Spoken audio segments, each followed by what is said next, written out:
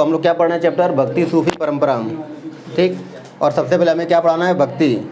और मैंने कल बता चुका था भक्ति किसे कहते हैं, तो ईश्वर की पूजा पाठ करने की पद्धति या तरीके को, ठीक। और फिर मैं बताया था कि भक्ति का उल्लेख सबसे पहले कहाँ मिला है, श्वेताश्वर उपनिषद में। ईरान में तो नहीं मिलेगा ये, श्वेताश्वर उपनिषद, ठीक। दोबारा सुनना। तो प्रश्न है कि भक्ति किसे कहते हैं, तो मतलब मैं बता दिया कि ईश्वर की पूजा पाठ करने के तरीके को भक्ति कहा जाता है। और भक्ति का सबसे पहली बार उल्लेख श्वेताश्वर उपनिषद में। और मैंने बताया था कि भक्ति मोक्ष का मार्ग है या ठीक, इस संसार से मुक्ति। और इस बात का उल्लेख कहाँ पे है, ठीक है। तो अर्थात भक्ति करने से हमें क्या इस संसार से मोक्ष या मुक्ति मिलेगी, इस बात का उल्लेख श्रीमद् भगवत गीता में है। यहाँ तक बता दिया था।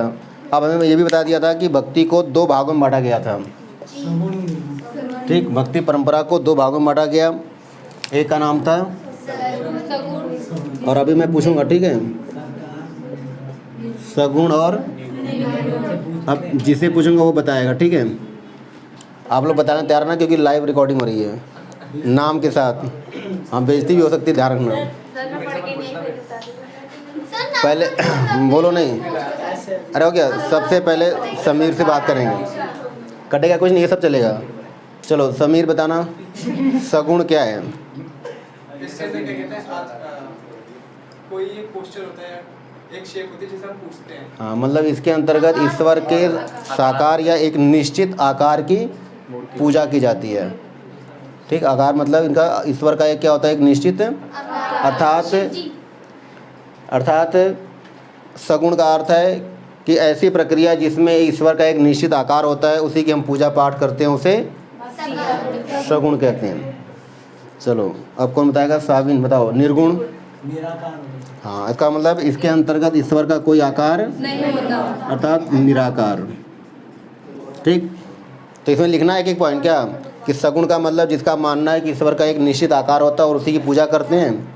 और निर्गुण मतलब जिसका मानना है कि ईश्वर का कोई आकार नहीं होता, निराकार की पूजा करते हैं। फिर बताया था हमने कि सगुण को दो भागों में बांटा गया,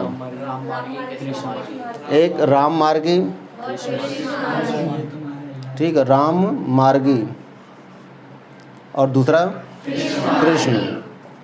और इसमें मैंने बताया था कि जिसके अंतर्गत राम की पूजा की जाती है उसे राम मार्गी। और इसके सबसे प्रमुख संत शॉर्टकट में है गोस्वामी तुलसी दास, जीटी दास, गोस्वामी शॉर्टकट में आ जाएगा तो याद रखना, गोस्वामी तुलसीदास। कृष्ण मार्गी में है कि वे लोग जो कृष्ण की पूजा करते थे उन्हें क्या कहा गया, कृष्ण मार्गी। सबसे प्रमुख संत थे एस दास, सूरदास और मीराबाई, एक नाम बहुत है। और इधर बताना है कि इसको दो भागों में बांटा गया, एक ज्ञान मार्गी, ये तो लिखना भी मुश्किल है, एक क्या है ज्ञान मार्गी और दूसरा है प्रेम मार्गी।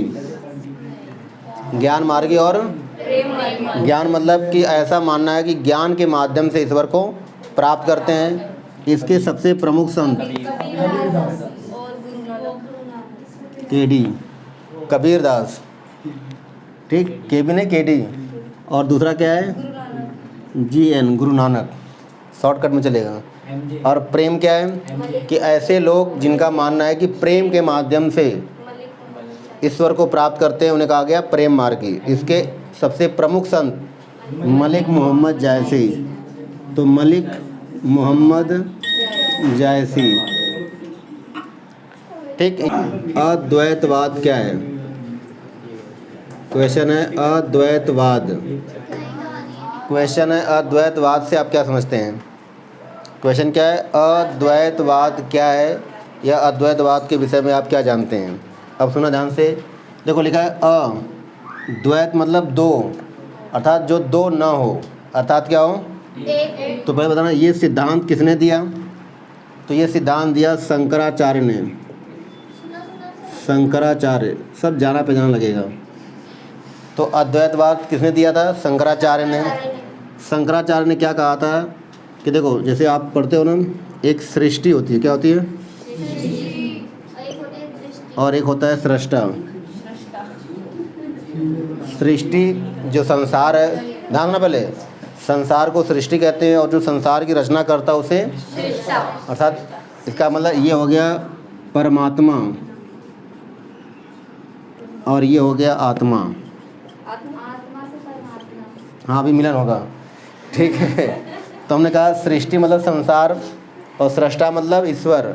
ईश्वर ने क्या किया है, हाँ, संसार। तो इसका मतलब जब आत्मा, ध्यान रखना पहले, जब आत्मा और परमात्मा में कोई अंतर न हो, आत्मा और परमात्मा में कोई अंतर, अर्थात शंकराचार्य ने कहा कि आत्मा और परमात्मा है तो दो लेकिन मिलकर क्या है, एक। इसलिए कहा अद्वैत, अर्थात जो दो न हो। दोबारा सुनो, हमने क्या कहा कि शंकराचार्य ने कहा कि आत्मा और परमात्मा देखने में तो दो हैं लेकिन मिलकर क्या होते हैं, एक। इसलिए इनके सिद्धांत का नाम क्या पड़ा, अद्वैतवाद। पक्का होगा, क्लियर? क्वेश्चन सीधा आएगा कि अद्वैतवाद सिद्धांत किसने दिया, फिर पूछेगा शंकराचार्य ने क्या कहा। तो इन्होंने कहा कि आत्मा और परमात्मा देखने में दो लगते हैं लेकिन दोनों मिलकर के एक ही होते हैं, अर्थात प्रत्येक व्यक्ति के अंदर ईश्वर का भी वास होता है, अर्थात प्रत्येक व्यक्ति के अंदर ईश्वर भी होता है और शैतान भी होता है। कब कौन हाजिर हो ये पता नहीं, ठीक है। तो इसका मतलब ये समझ में आया अद्वैतवाद क्या है। अब इधर देखो, यहीं पर एक और है विशिष्टाद्वैत।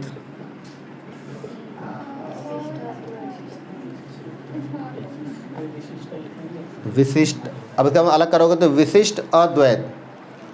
अब ये सिद्धांत किसने दिया,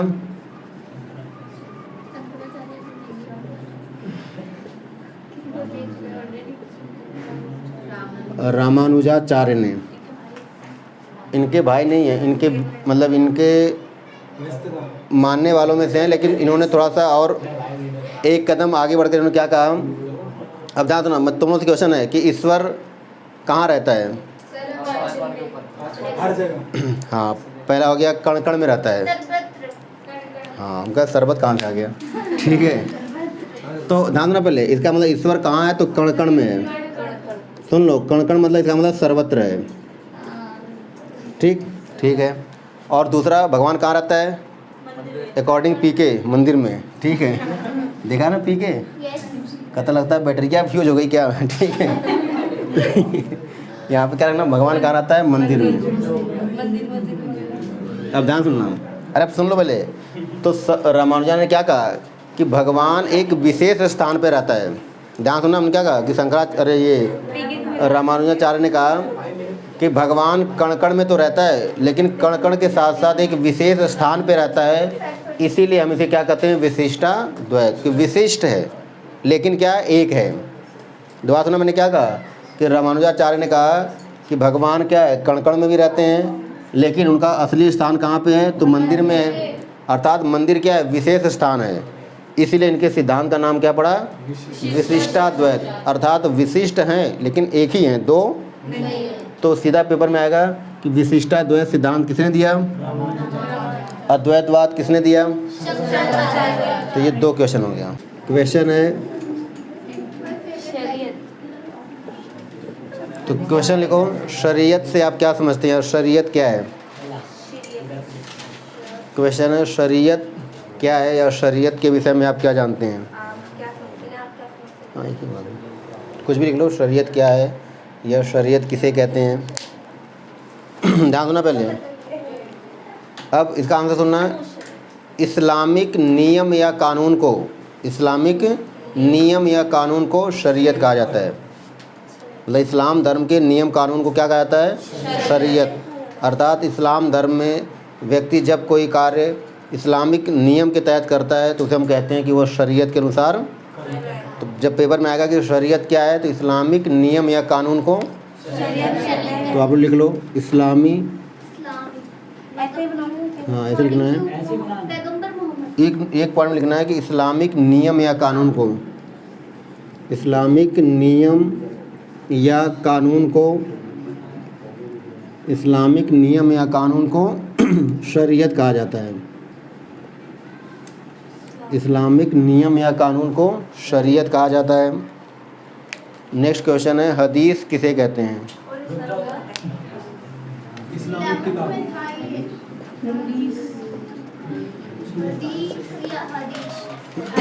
ध्यान दो ना, तो शरीयत समझ में आया। इस्लामिक नियम या कानून को क्या कहा जाता है? शरीयत। और हदीस क्या है? तो पैगंबर मोहम्मद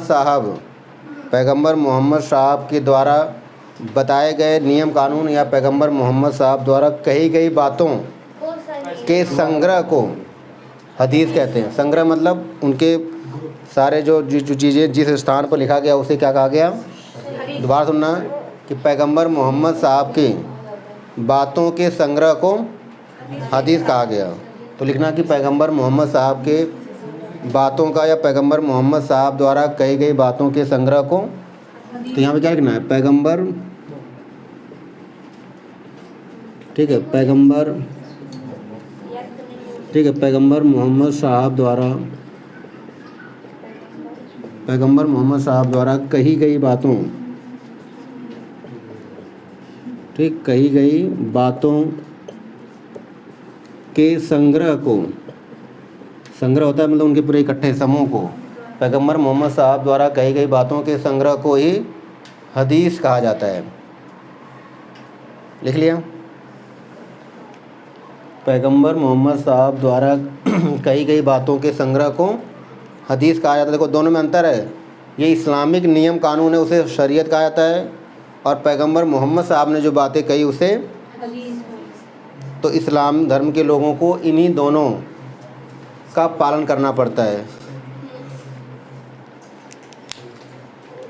सबने लिख लिया? हो गया। अब नेक्स्ट क्वेश्चन है, क्वेश्चन है बाशरा और बेसरा। ध्यान पहले क्वेश्चन क्या है? बाशरा और, तो क्वेश्चन लिख लो, बाशरा और बेशरा में अंतर स्पष्ट कीजिए। क्वेश्चन है बाशरा और बेशरा में अंतर स्पष्ट कीजिए। ठीक, बाशरा और बेशरा। कई जगह आता है बाशरिया और बेसरिया, तो नहीं, केसरिया नहीं बताना है। इसे क्या बोलते हैं?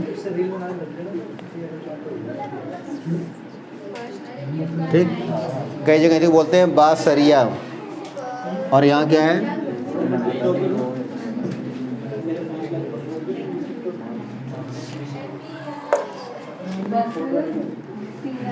ठीक है, तो बाशरिया और बेसरिया। देखो अब ध्यान ना, पहले याद कैसे करना है। देखो वर्ड क्या लिखा है? बे, तो बे का मतलब बेशरम। ठीक, बस। अब यहाँ मतलब बेशरम का नहीं, मैं याद करने बता रहा हूँ। जैसे इसका मतलब बेशरम कौन होता है? जो कोई बातें नहीं मानता या उसको कोई फ़र्क। तो ध्यान पहले कि इस्लामिक जगत में जितने भी सूफ़ी परंपरा थे, अरे सारे काम बाद में, पहले वाला काम है, बोलो नहीं, ये सारी चीज़ रिकॉर्ड हो रही हैं। फिर यही आप लोगों के पास जाएगा, पता चलेगा। मैं नाम नहीं लूँगा लेकिन कौन लड़ रहा था, ना सुनना। तो हमने क्या कहा? बासरा और बेसरा। तो हमने कहा बेसरा वे लोग होते हैं जो इस्लामिक नियम कानून को नहीं मानते। बताना कि ऐसे लोग जो इस्लामिक नियम कानून का पालन नहीं करते वे बेसरा कहलाते हैं, और जो लोग इस्लामिक नियम कानून का पालन करते हैं उन्हें बाशरा। पहला पॉइंट समझ में आया कि जो लोग इस्लामिक नियम कानून का पालन करते हैं वे बाशरा, और जो पालन नहीं करते तो हमने क्या कहा? याद कैसे करना? बेशरम। तो जो बेशरम कुछ करेगा ही नहीं, हाँ, वो बेशरम बेहरा वाला हो जाएगा मामला। ठीक है, तो इसका मतलब जिसके अंदर शर्म होगी तो चुपचाप काम करेगा। तो इसका मतलब कि बाशरा क्या हो गया? कि वे लोग जो इस्लामिक नियम कानून का पालन करते हैं, और जो इस्लामिक नियम का कानून का पालन नहीं करते हुए क्या कहलाते हैं? तो पहला पॉइंट क्लियर हुआ। तो पहला तो लिखो, मैं यहाँ पे लिख दे रहा हूँ कि वे लोग, ठीक, वे लोग जो शरीयत, हाँ एक ही बात आप, तो पूरा लिखो कि वे लोग जो इस्लामिक नियम कानून का पालन करते हैं, या वे लोग जो शरीयत का पालन करते हैं। हेडिंग डालनी अंतर है। ठीक है, वे लोग जो शरीयत का पालन करते हैं वे बाशरा कहलाए। गलत है। अब ठीक है, तो वे लोग जो शरीयत या इस्लामिक नियम कानून, हम दोनों में से कोई भी एक लिखना, कि वे लोग जो शरीयत का पालन करते थे उन्हें बाशरा कहा गया, या वे लोग जो इस्लामिक नियम कानून को मानते थे उन्हें बाशरा कहा गया। नियम कानून, हाँ पहला पॉइंट हो गया। 3 होगा या 4 होगा। इधर क्या बताओगे कि वे लोग जो इस्लामिक नियम कानून को नहीं मानते, या वे लोग जो शरीयत को, ठीक, तो इसका मतलब यहाँ लिखोगे वे लोग जो शरीयत को नहीं मानते।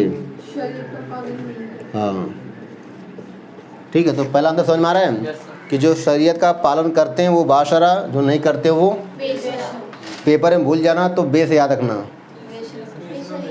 बस बस बस, ठीक है, ठीक, समझ में आया पहला पॉइंट। बाशरा और बेसरा में पहला अंतर क्लियर हुआ।